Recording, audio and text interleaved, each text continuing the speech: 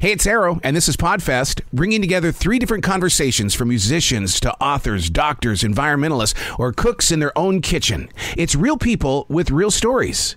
Podfest 42 features 3 completely different book authors. Up first is Rocker Dave Mustaine from Megadeth, the mastermind of the book Rust in Peace. Then we're going to change it up with author Melanie Warner, who gave us the book The Magic Feather Effect.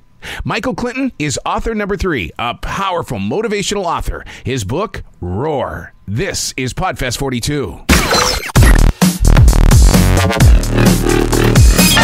We are unplugged and totally uncut with Dave Mustaine, who's got a brand new book out. It's called Rust in Peace, the 30th anniversary of Megadeth's thrash metal masterpiece, Rust in Peace. Lead vocalist and guitarist of Megadeth, Dave Mustaine, reveals the behind-the-scenes making of such an iconic album. I mean, they're talking about this being the greatest metal album of all time. The dude and his band have always been connected to what real music is all about, like laproductions.us, a professional mobile DJ service here in the Southeast that helps you create and generate the greatest memories without having to deal with the stress of keeping everyone entertained. What are we going to do? What are we going to do? Corporate events, weddings, birthday parties, anniversaries, bar mitzvahs, bat mitzvahs.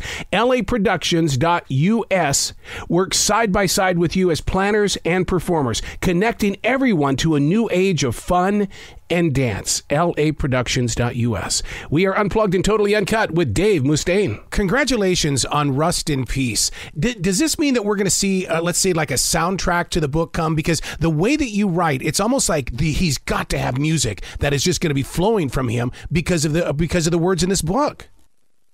We are writing a new record, but we're not writing a record on Rust in Peace. We did do an audio version of the book, if that's what you mean. If not, you completely lost me. Only because, as a writer and stuff like that, are you using the same creative juices, to bring out the book as well as the music? Because the way that you write in this, it's like you could turn this into a movie because it's like we're sitting right there with you. Oh, yeah. Well, I think that there's a difference between reality and fantasy with the music and the book. and even in so much as the book being full of fantasy, there's a lot of stuff where you can see somebody said something and then later changes his tune in the book. I said I did one thing and they agree, and then later in the book they say no, and I question that. I think there's a lot of stuff like that in there. When the world stopped in March, we all had a new place to go. It's almost like each and every person now is getting a completely different view of the world because we have the time to watch the world now. Yeah. One thing's for sure. I was just thinking about this. The way ISIS and those guys overseas destroyed all of those historical monuments, I hate to think what would happen to somebody if they tried to mess up Mount Rushmore. Releasing a book now, and with you saying that you did the audio and stuff like that, that really puts you right back into our lives in the way that I used to study the inside sleeve of a CD as well as an album. You're giving us your story. It's almost like a backstage pass. Thank you. That's a great way to look at it. To be able to relinquish it like that, it's because usually the majority of us, the only time we ever got news was if we found it in Rolling Stone magazine or if we found it in another rock magazine, and we had to go by what that reporter was doing. This time around, you got to be the reporter, Dave. Yeah, and unfortunately, I've made all those other reporters look very bad. Because, I blew the cardinal rule. It's for journalists now, most of them is write the story to suit yourself. One of the things that you talk about in the band that a lot of fans are going to be attached to is the fact that when the band agreed to break up, I mean, to agree to do it is one thing, but then to physically go through the motions and stuff like that. I mean, I love how you didn't hide that from us, that you were very truthful and transparent. That we agreed to break up. Are you thinking about Motley Crue?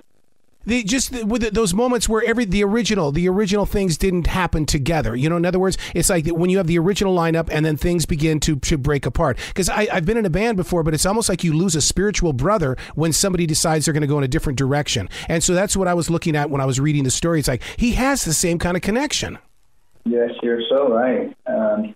There is a spiritual connection that's lost because, I've always said this, and most people get perverse as soon as I say this, but being in a band with somebody is the closest you can actually get, male or female, the closest you can get to somebody without actually having sex. And I think that, if you're in a band and you have any amount of respect for yourself or the other person you're playing with, at some point you're going to have a disagreement. Now, the way that you get through that is how you agree to disagree, and if you're going to be able to, work through it. A lot of great bands have ended because guys just couldn't get their shit right. Well, I'm just glad that you're continuing to create, and we've got the book now, Rust in Peace. And then I can't wait for the band to go back out on the road again, hopefully as sooner than later, sir. We'll be over there with you, brother. Yeah. Thank you so much for taking the time. Please come back to the show anytime in the future, Dave. The door is always going to be open for you. Thank you. And you be brilliant today, sir. We're Unplugged and Totally Uncut with Melanie Warner. Good morning. I'm well. How are you? Fantastic, because we get to speak my street here. I totally believe in the medicinal drugs and things like this, and spirituality as well as feathers in ways of helping people. How did you get involved? Okay. I was interested in this because I found the debate about it so polarizing. On one hand, you had the true believers, and then you had the skeptics that said, no, it doesn't work. People are just throwing their money away. And so I really wanted to look into the science and understand what the truth was and how these things might actually work in some conditions. Well, I've sat with many medicine men, and we all kind of chuckle when we say that pretty much we over here on the western side of the world, we like to practice medicine. We don't really get it. We just practice it. Yeah, and sometimes people talk about how modern medicine tends to do a little bit too much treating of the disease and not the person that has the disease. Do our brains have it wrong? Are we convinced that we feel pain, that we're not feeling good, or is it sometimes we're just trying to get attention? I think for the most part, people really feel pain. Yeah, when people go into a doctor's office, the majority of people are actually feeling pain, even though you have to rely on the patient's report. There's no test you can do or biomarkers for testing for chronic pain. But most people are feeling it. But it's still something that it's a fascinating phenomenon in the sense that it's just as much about people's brains as it is about their bodies when they feel pain. The book we're talking about is The Magic Feather Effect. I'm really into yoga nidra, big time. That little thing that a lot of people do at the end of their yoga, well, I do it for hours. And there's just not enough people diving into nidra. Yeah, I looked at yoga more generally in the book, and there have been some really interesting studies on yoga and how it can help people with insomnia and sleeplessness, in addition to chronic pain conditions like back pain. There's been some really good studies done in the last 5 or 6 years on yoga. This is a book of openness. It's about healing. But the thing is, though, is how can we get people to, sure, you can buy it, you can read it, but the next step is we've got to activate what you're saying inside these pages. Yeah, sure. And it's a little bit of a journey of people taking control of their health and trying to change their mindset around the beliefs that they have. All these negative beliefs that we have. I'm an injured person. I'm a person with back pain. I'm a person with bad knees, and all these messages that we give ourselves about our body. Some of which we're conscious of, and some of them we're maybe not entirely conscious of. And it can be a very powerful process to try and change that thinking and those beliefs, and those can create real shifts in how we feel in our symptoms. Don't you think that breaking away from Google and all these different medical doctors on the internet is a good step in the right direction? Because we're all dying of cancer according to these things. Yeah, exactly. Sometimes it can be really useful because people can try and figure out what might be going on where they wouldn't, and it does allow people to take control of their health. But you're absolutely right that you can take it too far, and you can start worrying about things that you really don't have, and you don't want to. You definitely don't want to go down that road, because that worry can make you can actually make you sick. That's called the nocebo effect. It's the flip side of the placebo. And your book goes into several different examples of how things that are unexplained tend to help heal people. But the question is, though, did anybody write it down so that we can go back and see if it works twice? Yeah, well, scientists do studies where they try and identify what are the effects of these. And in the book, I looked a lot at acupuncture, chiropractic, qigong and tai chi, and then also yoga and meditation. And they do studies where they try and look and say, what are really the effects of this? And a lot of it's been for chronic pain conditions like back pain, knee osteoarthritis, sometimes headaches and migraines, and other types of chronic pain. And there does seem to be some effectiveness, especially relative to the usual treatments that people are getting from the doctor. So drugs, doctor's visits, and maybe sometimes physical therapy. You can see effects over and above that. So, you don't necessarily know for you as an individual person what you're going to respond to, what's going to work best for you. I think a lot of that has to do with people's individual preferences in what they're going to respond to. How important is plant life to us staying healthy? And I don't mean just eating it, but I mean building a relationship with that plant. Like, I love sitting next to trees. I love going outside and being in the forest because I believe that those living things are communicating with me all the time. Yeah, I mean, I didn't look at that in the book, but I know that I have a friend, a writer friend who wrote a book called The Nature Fix, came out a couple of years ago, about that very subject and about the healing power of nature and being in the natural world. Now, for someone's going to read the book and they're going to want to take it to the next level. Are you doing a podcast anywhere? Or do you have a website where people can go and they can make that physical connection with you? Yeah, absolutely. My website is melaniewwarner.com, and I'll be posting things, blogs and things about different appearances and talks that I'll be giving after the book comes out. Because there's so much information, and I just want listeners to understand that this is an authentic book, that you really are talking about a subject that really opens up our mind, body, and soul. Yeah, and I really wanted to talk to scientists and look at what the research says and what do we know about alternative medicine and what can it really do, and I really wanted to understand the limits of it too, because I think that's important as well. I didn't come away thinking, you can heal anything with the power of the mind. I think that there are really limits to it, and I think it's very important and useful for people to understand that going in, and to have a realistic sense of what you can do using the power of your mind. Yeah, because, I mean, the science has created so many incredible things. I mean, especially when it comes to heart disease, they've created these statins. The only thing that science hasn't created yet is how to deal with the pain that comes with those statins, and that's what led me to a deeper, journey through the spiritual world. Sure. Yeah, and also for cancer too. I mean, a lot of cancer centers, the major cancer centers around the country, actually now have acupuncture. They might have them on staff, or they offer it as an adjunct to their services. And they're not sending to people to acupuncture thinking they're going to shrink their tumors. It's about treating the byproducts of cancer or the cancer treatments and dealing with people's pain and fatigue in general. How did you get the world of science to open up? Because so many times when you sit down with those that are creating, ways of healing and stuff like that, they kind of clam up a little bit. How did you get them to talk? Oh, I don't know. I found them very very interested to talk. I mean, they're huge believers in what they do. They're very passionate about it, and a lot of them have been doing it for many years, and they want to spread the word and they want to help people.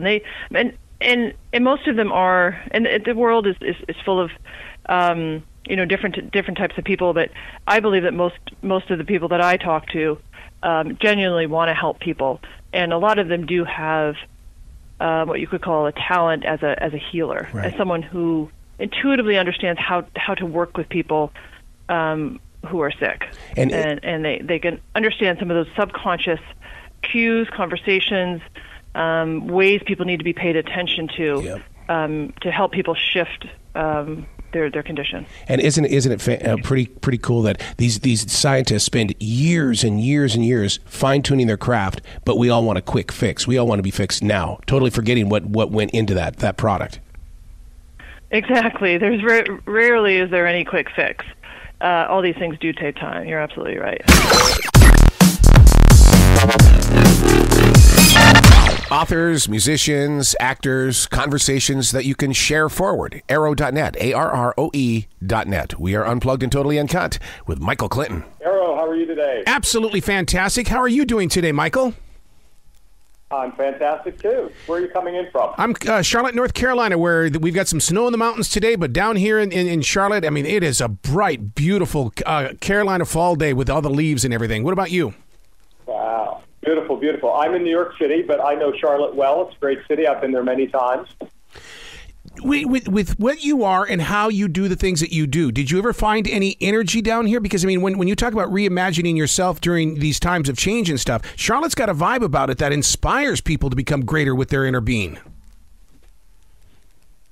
You know, one of the things that I think was happening during the pandemic is that, you know, everybody sort of stepped back and started to reassess, you know, what kind of life am I living? Do I want to be doing this job? Do I want to be doing this lifestyle? Do I want to be with this person? And I think we went through this whole introspection, the collective we and the individual. And I think a lot of people are saying, how do I pivot into where I want to go next in my life? And this book, Roar, was written to help those people do that. Well, it acts as a tool for me. And the reason why is because probably about a month or so ago, this reimagining thing, it really did work because I'm going, I don't have a job. I have a choice. It is my choice. Therefore, I'm going to own my decision.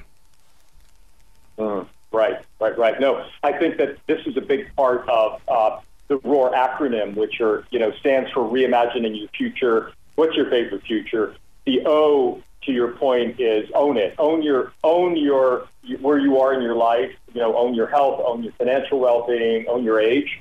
You know, own 60 is the new 60. But A is the action plan. And as you say, we all have a choice. We all can decide to go pivot in one way or the other. And how do we do it? And so the book was interviews with 40 amazing people who've done it, and then lots of tips in terms of how you can do it from a practical standpoint. And the final R is the reassessing of your relationships, because it's the people around you who are going to help you facilitate it. So, yeah, make your decision and then build out your plan.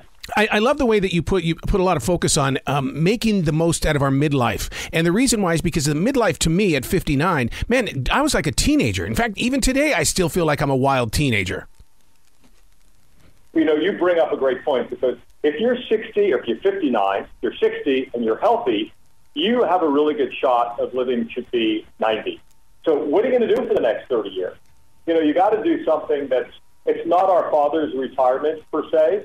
We're not going to necessarily, as a generation, be happy to sit and, you know, visit with the grandkids and play the proverbial golf game. You know, we're going to be more engaged. So what is it we want to do? Do we want to start a business? Do we want to get involved in nonprofits? Do we want to go travel? Do we want to train for a marathon? You know, one of the things that I read about in the book is I ran the Toronto Marathon, and I watched the first 100-year-old man cross the finish line of the Toronto Marathon. And I was like, wow, you know, I want to be him. Anything is possible. We put on these self-imposed restrictions, but we have a lot of living to do if we're healthy, with life expectancy being, what they are. Do you think it's because people are trained throughout their life that, oh, I've got gray hair, therefore I must be old. I better slow down and do nothing? Absolutely. I mean, it's self-imposed ageism. It's cultural ageism. It's the signals that we get. But I think the boomers are changing everything. You know, once again, the boomers are at it again, redefining, because they're saying, wait a minute, this script that you're giving me isn't like matching up with, you know, how I want to live my life.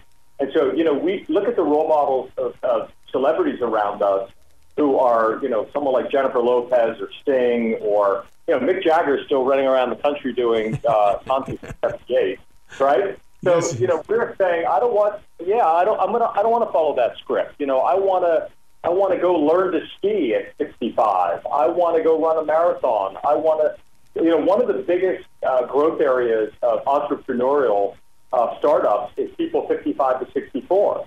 You know, I want to start a business. I want to turn my hobby and passion into a business. Yeah. I want to go back to school, you know, stuff like this. So I think it's going to be a whole new script that's going to be written. Well, you were right about what you talked about with COVID and the lockdown and stuff like that. It changed so many people. It was in September of last year that I needed to be with people so bad, because I'm a part of a movie promotions company as well as in radio. And where were the people at? And my wife goes, they're at the grocery store. So I went and got a job at the grocery store. My God, I love being with people. There you go. Exactly. Great thing. I think you got people, you know, we all have to assess what is it that we want. You know, I like to say, let's forget the word midlife crisis and let's talk about midlife awakening. Yeah. Let's forget retire and talk about refire. You know, let's forget talking about getting older and let's talk about living longer. You know, let's start changing the words and the language, because that also helps build the confidence for people to say, hey, I mean, me, personally, I went back to school in my 60s and got a master's degree.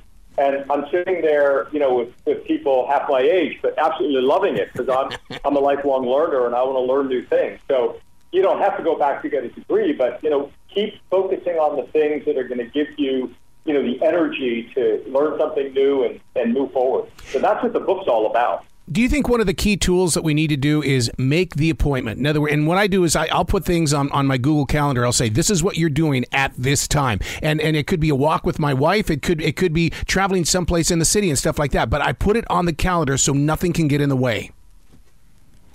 One of the things that I like to say, and I get in trouble with my friends, because somebody will say, well, I want to write a book. And I'm like, well, okay, you've been talking about that for 5 years. Like, why aren't you writing the book? Either write the book or or stop talking about it, right? So, one of the practical ideas is make that appointment. So if you want to write a book, every Monday and Wednesday at 7 a.m. or whatever it is, put it on your calendar. You're going to sit in front of that laptop and you're going to start writing that book for 2 hours a day or whatever it is. And you may find that in the end, you really don't want to write that book, and that's okay. Mm-hmm. But you may also find that this discipline and this rhythm is giving you the right kind of process to write the book.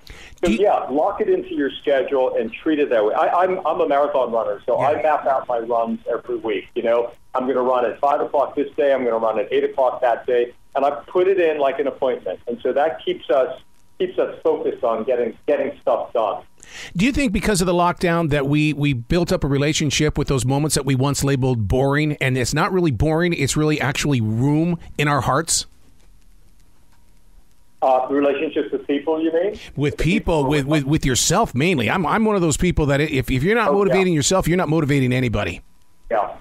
No, I think that's so true. I think we learned to, some people have a fear of, being alone or being with themselves or being with their thoughts. And I think that, COVID really, forced us to think not just for ourselves, but who were you hunkering down with? Was it family? Was it friends? Was it a pod? Was it a combination of people? You really got to assess yourself, but also the people who were important to you, or maybe not as important as you thought.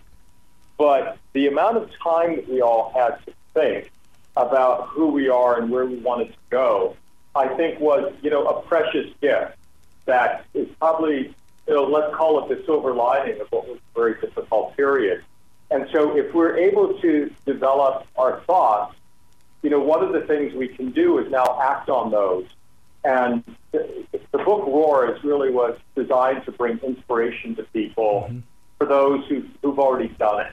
And so I think you're going to see a lot of people make a lot of change over the next year or so. And you're a leader in helping us make that happen, dude. You got to come back to this show anytime in the future, Michael. The door is always going to be open for you.